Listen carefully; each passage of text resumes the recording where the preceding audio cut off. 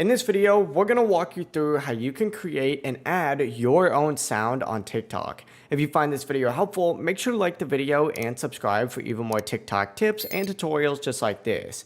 First things first, your sound does need to exist on a video. It's the only way TikTok can actually recognize it. So you do have a few options for this. You can actually screen record audio from somewhere, or you can record something directly from your camera. On top of that, if you already have an audio file, use an app like CapCut to place it onto any random video.